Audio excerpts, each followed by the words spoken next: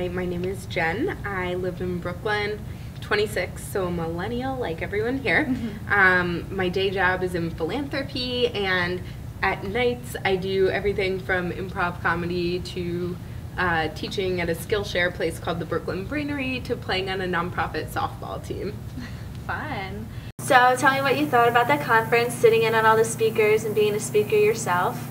I think it's great, especially for the first year. It's really a huge undertaking, and you guys have done a great job, so kudos. I love how all the speakers are non-traditional. There was a lot of storytelling, which to me is huge. I've heard a lot of these folks, on The Moth or This American Life, and being able to tell your story really is the most effective way to talk to people and to make any sort of change, because it gets people engaged and interested.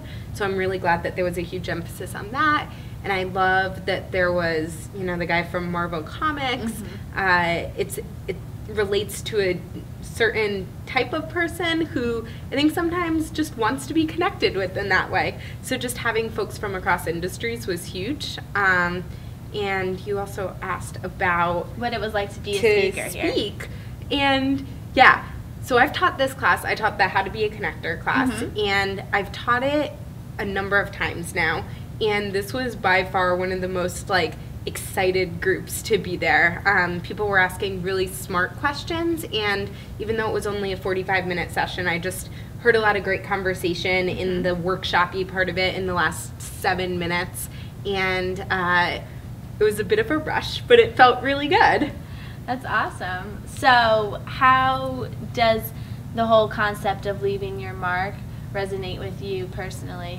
Do you feel like you've left your mark? Do you feel like you've yet to leave a mark? Or yeah, so I don't think anyone ever is done leaving their mark, but I think it starts when they want it to start, and sometimes it's already started without them realizing it.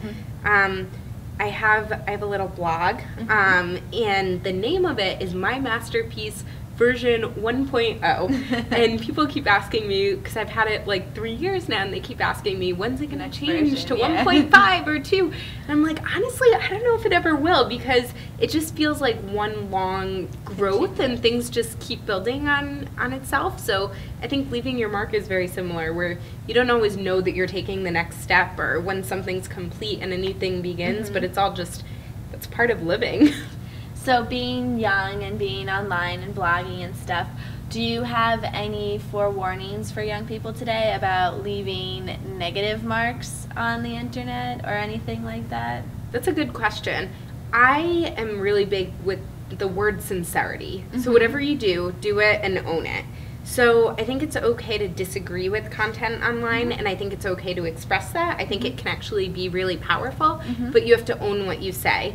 And similarly, and I spoke about this in my workshop, you don't want to put something on somebody's Facebook wall, for instance, that might ruin their credibility.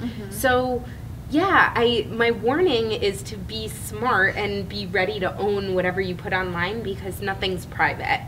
But that it can also be a really good tool for building your personal brand and participating in conversation and making something more than you could without those tools. Yeah, I was actually just reading a blog post on a woman leadership blog about making your brand and building relationships with it, and they were talking about a ton of social media and stuff on there, and it is a really great tool, but it's a double-edged sword if you don't use it right. So thank you so much for talking with us. Sure. And I hope you enjoy the rest of the conference. Will do. Thanks.